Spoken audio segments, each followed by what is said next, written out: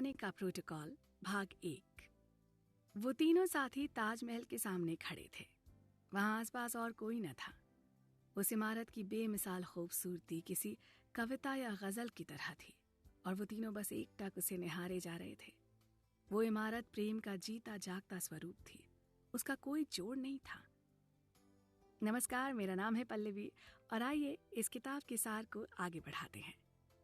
मुझे भारत से प्रेम है, बहुत अधिक प्रेम, रायली साहब बोले। ये धरती के सबसे महान देशों में से एक है और ताजमहल की सुंदरता के तो क्या कहने। इसे यूं ही विश्व के 7 अजूबों में से एक का दर्जा नहीं मिला है। जरा इसकी छटा तो देखो। वो आगे बोले, आज सुबह मैं आप दोनों को अपने गुरु की अंतःदृष्टि के बारे में बताऊंगा, जो कि आपको व्यवसाय और जीवन में अपनी महानता को सक्रिय करने में मदद करेगी। जैसा कि मैंने आपके साथ पहले के एक पाठ में साझा किया था, महान लोगों को उनकी आनुवंशिकी महान नहीं बनाती, बल्कि उनकी आदतें महान बनाती हैं। उनके उपहार देने की सीमा नहीं, बल्कि उनके धैर्य की ताकत उन्हें औरों से अलग करती है। आज का पाठ आपको बताएगा कि विज्ञान और शोध हमें क्या बताते हैं, क्यों हमें उन व्यवहारों को छोड़ देना चाहिए जो हमें कमजोर करते हैं, और उन व्यवहारों को हमेशा के लिए अपने पास रखना चाहिए जो हमारी सफलता में मदद करते हैं। फिर वो अचानक हवा में अपना एक हाथ उठाते हैं और उनके 2 सहायक एक रेशमी शॉल लेकर उन्हें सौंपते हैं। इस शॉल को वो अपने दोनों शिष्यों के सामने फैलाते हैं और उन्हें उन पर धागे से कढ़े हुए शब्द दिखाते हैं। उस पर लिखा था, अच्छी आदतों के पीछे के 5 वैज्ञानिक सत्य। पहला, विश्व स्तरीय इच्छा शक्ति कोई जन्मजात शक्ति नहीं है, बल्कि अभ्यास से विकसित किया गया एक कौशल है। भोर में उठना पूरी तरह से आत्मनियंत्रण का प्रशिक्षण है। दूसरा, व्यक्तिगत अनुशासन हमारी मांसपेशियों के समान है। जितना आप इसका उपयोग करते हैं, ये उतना ही मजबूत होता जाता है। तीसरा, अन्य मांसपेशियों की तरह थकने पर इच्छा शक्ति कमजोर हो जाती है। इसे भी स्वास्थ्य लाभ की जरूरत पड़ती है। चौथा, किसी भी महान आदत को सफलतापूर्वक स्थापित करने के लिए और उसे अपनी दिनचर्या में शामिल करने के लिए 4 भाग के एक पैटर्न का पालन जरूरी है, तभी इसके स्थायी परिणाम देखने को मिलेंगे। 5वां, अपने जीवन के किसी एक क्षेत्र में आत्मनियंत्रण बढ़ाना आपके जीवन के सभी क्षेत्रों में आत्मनियंत्रण को बढ़ाता है। यही कारण है कि द 5 AM क्लब में शामिल होना जीवन बदलने वाली आदत है, जो आपके द्वारा किए जाने वाले हर काम को बेहतर बनाएगी। हाँ, ये जानते हैं क्या है वो 3 मूल्य जो आपके लिए एक हीरोइक आदत को ढालने में मदद करते हैं? वैल्यू नंबर 1, जीत निरंतरता और दृढ़ता की मांग करती है। वैल्यू नंबर 2, आप जो भी शुरू करते हैं उसी से आपके व्यक्तिगत सम्मान का आकार निर्धारित होता है। वैल्यू नंबर 3, ये तय है कि जिस तरह से आप निजी तौर पर अभ्यास करते हैं, ठीक उसी तरह आप सार्वजनिक रूप से भी प्रदर्शन करेंगे। इसके बाद उन्होंने वो शॉल उन्हें उपहार के रूप में भेंट कर दिया और उनसे इन नियमों को अच्छी तरह से पढ़ने को कहा। इसके बाद वो लोग ताजमहल की सैर करने को आगे बढ़े और रायली साहब उन दोनों को ताजमहल की कहानी सुनाने लगे। दुनिया भर में प्रेम का सबसे बड़ा और सबसे सुंदर प्रतीक ताजमहल सम्राट शाहजहां ने 1631 में अपनी पत्नी मुमताज महल की मृत्यु के बाद उनकी याद में बनवाया था। इसके अलावा ये स्मारक मानव जाति की क्षमताओं के बारे में भी बहुत कुछ कहता है। भारत की चिलचिलाती गर्मी में लगातार भारी संगमरमर के पत्थर ढोते ढोते 20,000 से अधिक मजदूरों को अपने बादशाह के सपने को हकीकत में बदलने में 22 साल लग गए। ये वास्तव में अविश्वसनीय है, उस चित्रकार ने कहा। हाँ, ये प्रेरणा की मिसाल है, उस महिला उद्यमी ने भी माना। ताजमहल की सुंदरता को देखकर वो दोनों बहुत प्रभावित हुए और आगरा लाने के लिए रायली साहब का बार बार धन्यवाद करने लगे। वो सच में उनके बहुत आभारी थे। मिस्टर रायली ने कहा, ताजमहल एक ऐसा प्रमाण है जिसे देखने के बाद आप किसी भी कठिनाई के बावजूद एक नई आदत बनाने और उसका पालन करने के बारे में विचार कर सकते हैं। और हाँ, अपने आदर्शों के प्रति ईमानदार रहें, खासकर तब जब ये बहुत कठिन लगने लगे। इसलिए आज सुबह की कोचिंग बहुत महत्वपूर्ण है।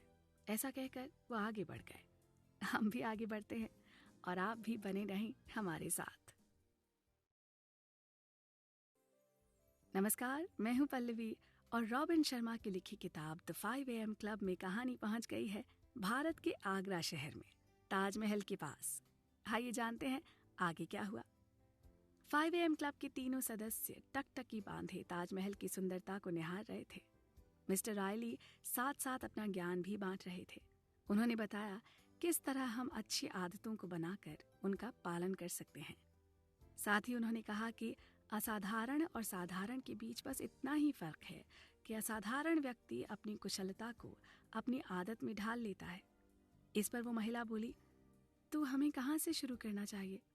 हम दोनों ही अनुशासनपूर्ण जीवन चाहते हैं और ऐसी अच्छी आदतें जो जीवन भर हमारा साथ दें, खासकर सुबह 5 बजे उठने की आदत। मिस्टर रायली उन्हें पास ही एक कमरे में ले गए।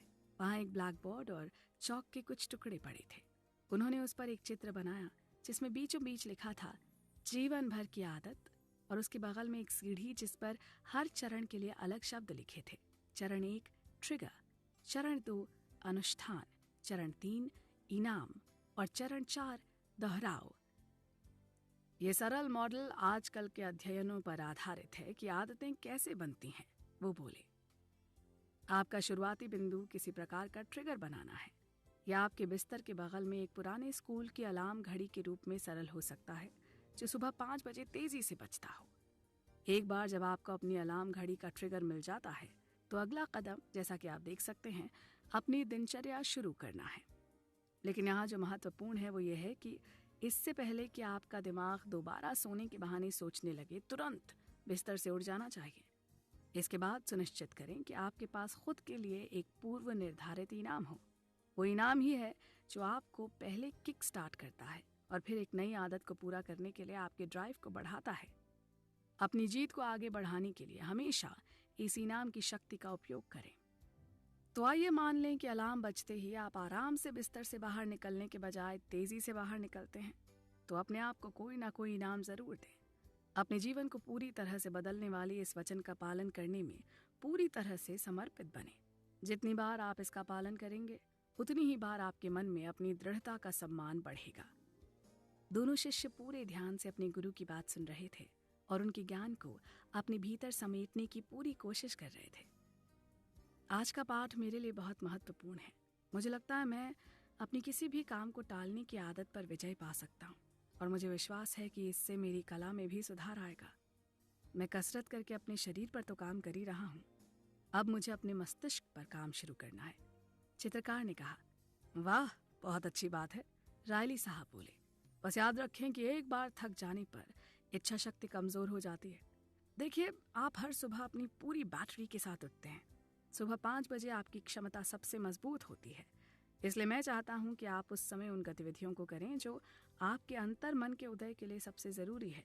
जैसे जैसे आप अपना दिन बिताते हैं, बैठकों में जाते हैं, संदेशों की जांच करते हैं और कार्य करते हैं, आपकी क्षमता कम होने लगती है।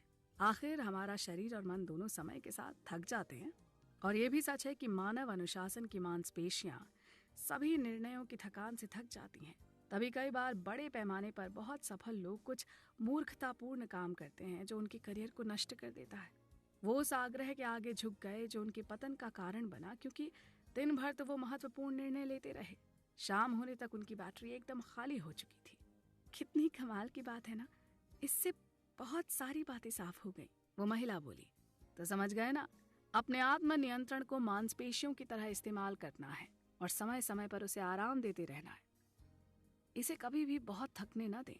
जब आप सबसे ज्यादा थके होते हैं ना, तो आपकी इच्छा शक्ति वास्तव में सबसे कमजोर होती है। जब हम थक जाते हैं तो हम अपने सबसे खराब निर्णय लेते हैं और सबसे कम विकल्प चुनते हैं। इस पर चित्रकार बोला, अब पता चला कि जीनियस और भी अधिक जीनियस कैसे बन जाते हैं। अगर मैं हर दिन अपनी कला और उससे संबंधित कुछ अन्य चीजें करता तो मैं निर्णय की थकान से पीड़ित नहीं होता, जैसा कि आपने बताया। और फिर मैं शाम को अपना इतना समय बर्बाद नहीं करता और टीवी देखने, जंक फूड खाने और शराब पीने जैसे बुरे विकल्प नहीं चुनता। काश मैं ये पहले समझ लेता। आगे क्या हुआ जानने के लिए बने रहें हमारे साथ।